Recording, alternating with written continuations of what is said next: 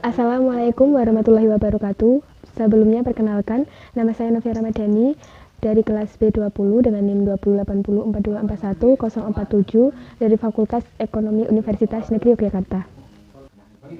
Sebelumnya saya ucapkan selamat datang kepada teman-teman pada video pembelajaran kali ini, di mana pada kesempatan kali ini saya akan membahas mengenai bagaimana sih hubungan antara pengangguran dalam sudut pandang perspektif ekonomi itu sendiri. Nah, seperti yang sudah dijelaskan sebelumnya bahwa dalam perspektif teori ekonomi itu, pengangguran memiliki hubungan dengan pertumbuhan ekonomi. Nah, jadi gini, menurut Sadono Sukirno dalam bukunya yang berjudul Pengantar Teori Makroekonomi, di situ dijelaskan bahwa masalah makroekonomi utama yang selalu dihadapi oleh suatu negara itu mencakup 5 hal. Yang pertama yaitu masalah pertumbuhan ekonomi, yang kedua masalah ketidakstabilan ekonomi, yang ketiga masalah pengangguran itu sendiri, yang keempat masalah kenaikan harga-harga atau inflasi, dan yang terakhir masalah neraca perdagangan dan pembayaran.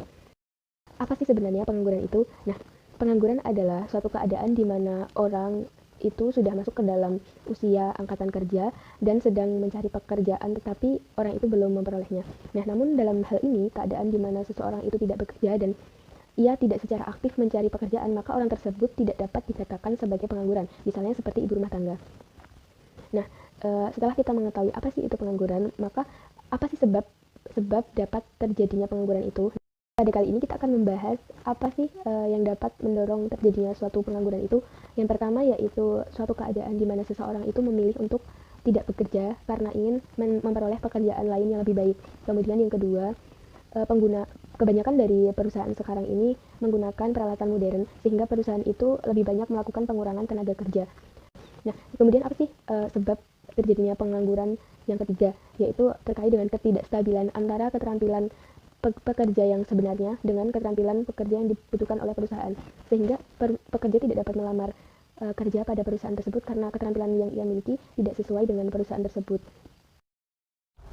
Selanjutnya kita akan membahas apa sih dampak yang dapat ditimbulkan oleh adanya pengangguran ini. Ternyata pengangguran ini memiliki dampak yang cukup buruk terhadap perekonomian dan juga masyarakat, seperti halnya kesejahteraan masyarakat. Adanya pengangguran menimbulkan kesejahteraan masyarakat menjadi menurun karena pendapatan mereka menurun. Kemudian adanya pengangguran juga berdampak pada kesehatan masyarakat yang terganggu karena adanya pengangguran ini berdampak pada psikologi mereka. Kemudian pengangguran juga dapat menimbulkan kekacauan politik dan sosial dalam suatu negara yang nantinya juga berakibat pada menurunnya tingkat kesejahteraan dalam masyarakat dalam suatu negara itu dan juga terhambatnya perkembangan perekonomian dalam jangka panjang.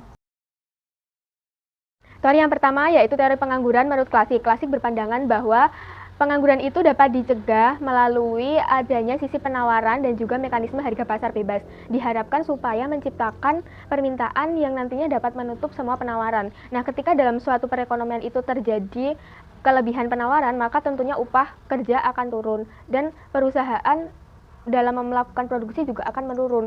Selain itu, upah kerja yang menurun menyebabkan perusahaan akan memperluas produksinya karena ia akan memperoleh keuntungan dari upah kerja yang menurun tersebut, sehingga terjadilah peningkatan tenaga kerja yang mana peningkatan tenaga kerja tersebut nantinya akan mampu menutupi kelebihan tenaga kerja di pasar. Teori selanjutnya mengenai pengangguran yaitu teori menurut Keynes. Keynes berpendapat bahwa pengangguran terjadi akibat adanya permintaan agregat yang menurun yang mengakibatkan terhambatnya pertumbuhan ekonomi yang diakibatkan oleh rendahnya konsumsi masyarakat. Sehingga menurut Keynes, hal ini tidak dapat dilimpahkan ke dalam pasar bebas karena ketika tenaga kerja itu meningkat maka upah akan turun dan dalam hal ini upah yang menurun akan menimbulkan kerugian bagi perusahaan dan bukan malah menimbulkan keuntungan. Oleh karena itu banyak perusahaan akan mengalami kerugian dan mereka tidak dapat menyerap tenaga kerja. Oleh karena itu, Keynes menganjurkan adanya keterlibatan pemerintah dalam hal menjaga tingkat kestabilan permintaan agregat ini. Teori yang selanjutnya yaitu mengenai teori kependudukan. Kita tahu bahwa pertumbuhan penduduk itu semakin hari cenderung semakin banyak dan bahkan melampaui pertumbuhan persediaan makanan. Nah, semakin banyak pertumbuhan penduduk itu tentu akan menghasilkan tenaga kerja yang semakin banyak pula. Namun sangat disayangkan dalam hal ini tidak diimbangi dengan kesempatan kerja yang ada, sehingga kesempatan kerja yang sedikit membuat mereka saling bersaing untuk mendapatkan pekerjaan itu, dan mereka yang tersisih itulah yang disebut sebagai pengangguran. Selanjutnya, teori pengangguran menurut sosiologi yang berpendapat bahwa secara garis besar adanya pengangguran ini terjadi akibat adanya pergantian antara kapitalis kompetitif menjadi kapitalis monopolis yang memberikan efek pada sebagian perusahaan yang tidak dapat bersaing sehingga mereka mengalami keterpurukan. Nah, apabila semua produksi ini bergantung pada satu perusahaan raksasa, maka perusahaan-perusahaan kecil juga akan mengalami kerugian dan tidak mampu bersaing, sehingga mereka tidak dapat menggaji para pekerjanya dan bahkan perusahaan kecil tersebut tidak mampu lagi untuk beroperasi atau menutup usahanya, sehingga pekerja yang tadinya bekerja pada perusahaan tersebut mereka akan kehilangan pekerjaan dan akan termasuk ke dalam golongan pengangguran. Nah, kemudian apa saja sih jenis-jenis dari pengangguran itu?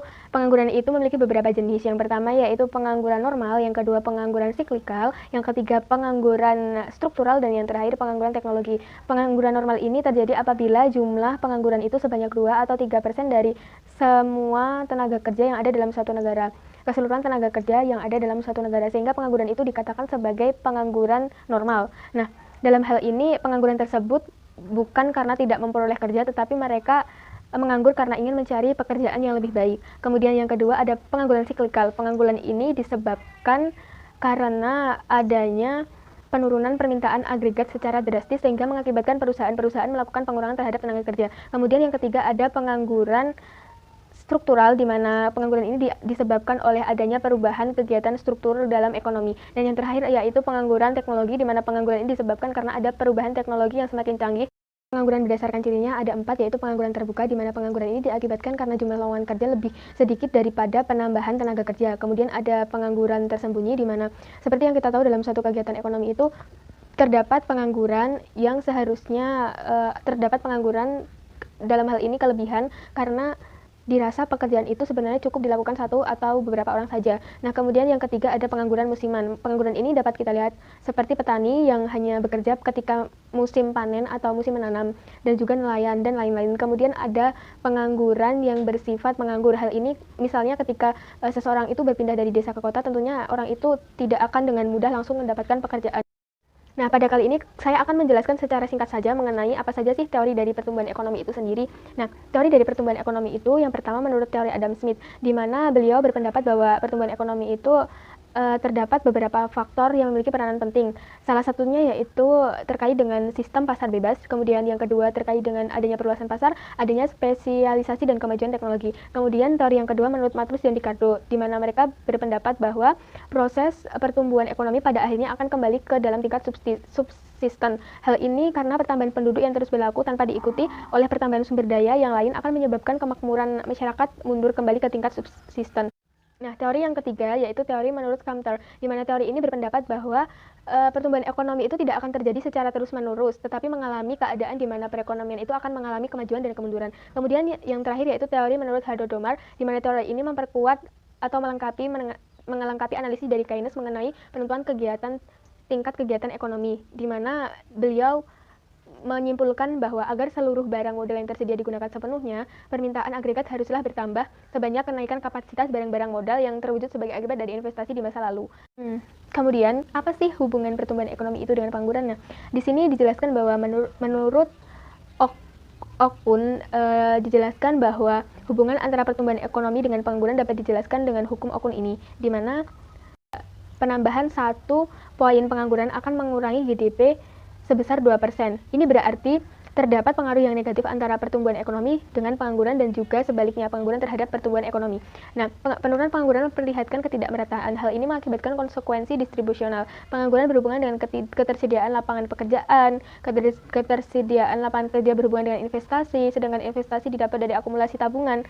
Tabungan adalah sisa dari pendapatan yang tidak dikonsumsi, sehingga semakin tinggi pendapatan nasional, itu maka akan semakin besar juga harapan untuk pembukaan kapasitas produksi baru yang tentu saja akan menyerap tenaga kerja baru. Kemudian pada kali ini saya akan membahas analisis terkait dengan infografis tersebut yang membahas mengenai penurunan pengangguran maupun mengenai pengangguran selama pandemi COVID-19 COVID-19 ini jika dikaitkan dengan teori-teori ekonomi tersebut. Nah, berdasarkan berbagai teori ekonomi mengenai pengangguran dan pertumbuhan ekonomi tersebut, maka kasus infografis mengenai pengangguran tersebut dapat kita analisis bahwa tingkat atau jumlah pengangguran yang melonjak karena adanya pandemi disebabkan oleh pendapatan nasional yang cenderung menurun selama COVID. Nah, menurunnya tingkat pendapatan nasional ini disebabkan karena pandemi membuat pendapatan masyarakat menurun dari banyaknya perusahaan yang melakukan pengurangan jam kerja maupun pembayaran upah karena permintaan produksi yang cenderung mengalami penurunan selama pandemi.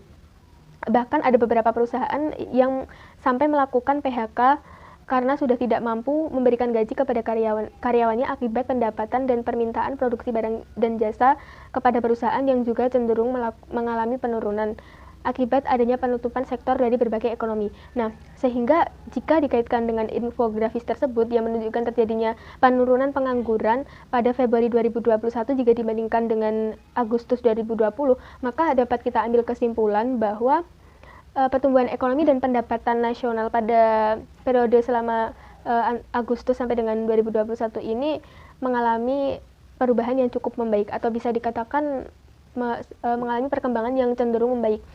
Selain itu, permintaan agregat yang juga dapat disimpulkan bahwa permintaan agregat sekarang ini semakin naik dan beberapa sektor ekonomi yang sudah mulai dibuka membuat pendapatan perusahaan meningkat itu memberikan dampak yang baik kepada perusahaan sehingga mereka mengalami penambahan pendapatan dan mengalami peningkatan produksi akibat permintaan masyarakat yang juga naik karena diterapkannya new normal pada akhir-akhir ini. Nah, selain itu mengindikasikan adanya new normal seperti yang kita sebut sebelumnya membuat masyarakat melakukan aktivitas berbelanja kembali sehingga permintaan barang dan jasa produsen meningkat dibanding periode Agustus 2020. Maka tentu perusahaan akan membutuhkan kembali tenaga kerja sehingga pengangguran pada periode ini mengalami penurunan sehingga mengakibatkan pendapatan masyarakat itu meningkat dan daya konsumsi masyarakat pun turut meningkat sehingga pendapatan nasional dan juga pertumbuhan ekonomi pun juga membaik. Nah, sekian materi yang dapat saya sampaikan. Apabila terdapat kurang lebihnya dalam menyampaikan materi, saya mohon maaf. Kalian bisa mengakses materi video ini lebih lengkap dalam link yang akan saya cantumkan pada akhir video pembelajaran kali ini. Sekian dari saya. Wassalamualaikum warahmatullahi wabarakatuh.